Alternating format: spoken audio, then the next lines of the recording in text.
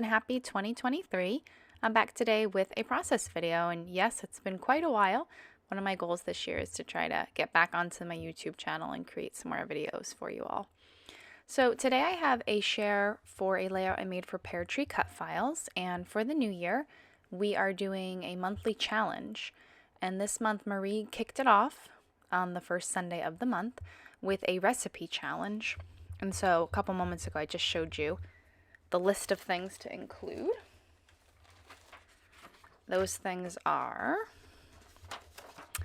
a large cut file or a title cut file, multiple photos, so I went with 2 photos. The cut file I went with today was one that was released this month called Another Year Spent With You. You need to use a stencil, so I'm using that star stencil you see in the top right corner there, which is a Peartree cut file stencil. Sequins, enamel dots, or sprinkles, and so I'm going to be using sequins that came with this kit, and distressed edges. And so I have my little distress edger out, and I use that quite a bit on this layout to distress all of the edges of my papers and my die cuts and other things.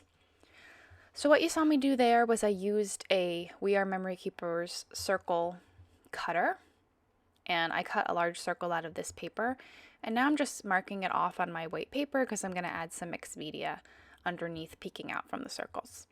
So all of the supplies that I'm using today are from the December 2022 Hip Kit Club kit. This is my first layout with those kits, and I know I've heard other people say this too, but sometimes it feels like a struggle, that first layout, because there's so much to choose from. And I tried to keep a lot of my embellishing and things to the New Year's themed things that were in this kit, because I was going with the New Year's theme. And the photos that I'm scrapbooking are not actually New Year's photos, but they were from the night of my wedding last March, which was a big event that happened for us in 2022. And in the background, you can see the New York City skyline. We stayed at a hotel. It's actually just down the block from my house.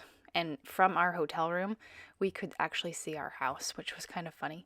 But we stayed there the night before. I stayed there with my mom, and then we stayed there the evening of our wedding.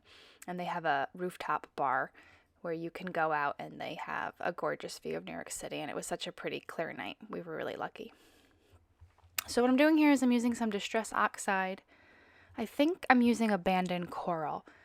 And I laid down some color in a curve, sort of going with what I had traced to show where it was going to be on the page. I wanted just kind of a glow of ink coming out. And then I'm going back in with this star stencil and adding some stars along that edge. And because the video is sped up, it kind of seems like I'm just sort of dragging the brush along, but I'm not actually doing that. I'm sort of using a circular motion to make the brush move through the stencil. So there we go. And I'm going to add some ink splatters. I love the look of ink sort of blended on and then splatters over it. It gives such a tone-on-tone pretty effect. And I use the same color for the ink blending, for the stencil, and for the splatters. And I think it gives a really nice glow around the outside of those circles. Get that cleaned off. And there we go. So this is going to be my basic design. I was inspired by a layout by Vicki Parker, where she had 2 half circles on either side of the layout with some embellishing on top. Now here I cut this paper too small. I wanted it to be the same length as both photos, but I make it work. I cut it in half and I end up tucking it on either side of the photos. And I think it came out nice.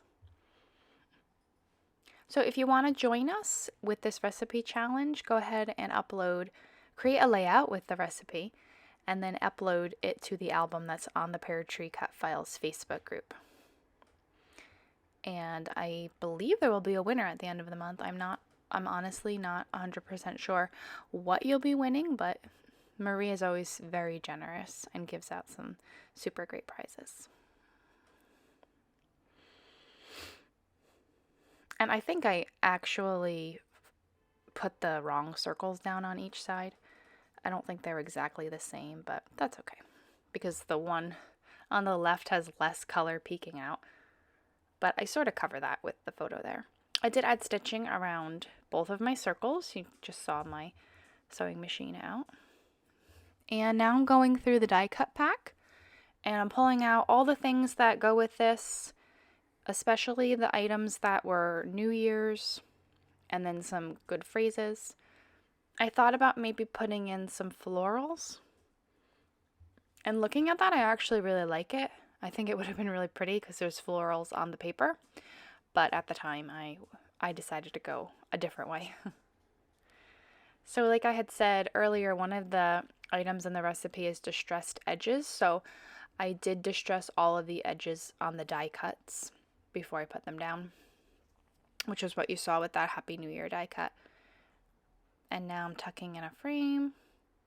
And it's kind of funny to me. I don't know why I cut it off, because the piece that's left is sort of a funny shape. And I do try at one point to kind of tuck it in on the bottom, and the shape of it just doesn't fit. So I saved it, but I don't know that I'll ever be able to use it because it's kind of a funny shape to tuck back in. So when I stuck that title cut file down, I only removed the adhesive from the middle to get it in place, and then I'm lifting it up and adhering down the top and the bottom. Just makes it easier so that I can make sure it's in the right spot and there's less stick. So I'm distressing more edges. I love these thin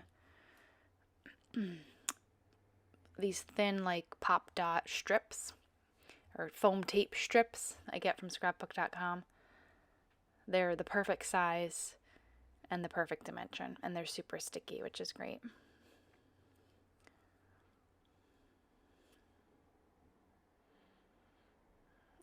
Even distressing the edges of those little phrase stickers, or I guess phrase die cuts, and putting them at the bottom of each photo. The top one says you and me, and the bottom one says home is where you are. I thought those were cute. And then I'm adding this little phrase banner. It says good moments with you right over the A and the R. And then these are some puffy stickers. There's some little banners, and later on in the layout you'll see I'll add some more banners that are from the die cut pack. There we go.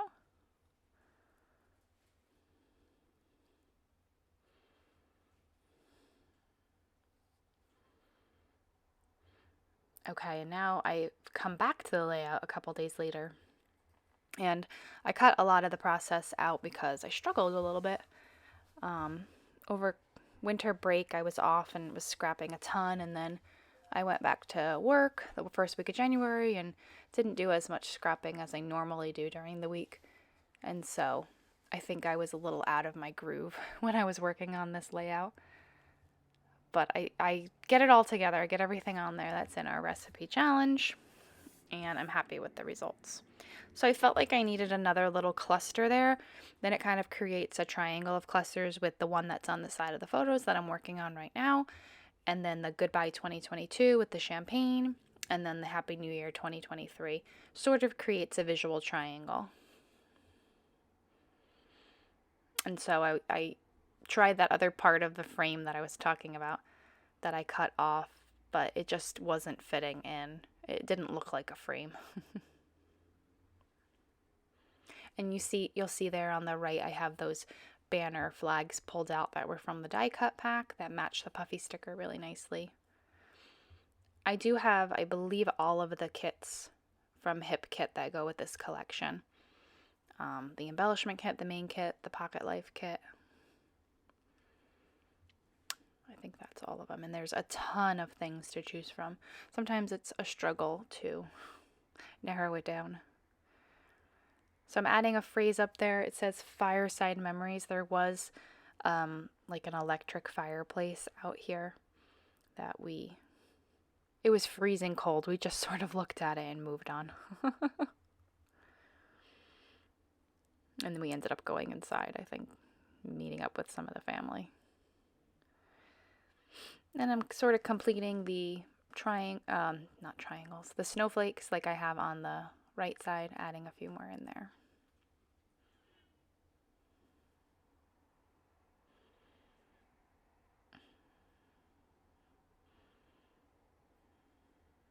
and then getting those flags in. And then you'll see there's a beautiful sequin mix that came with this kit that's in the envelope up top on the top right that I think will make great shaker pockets.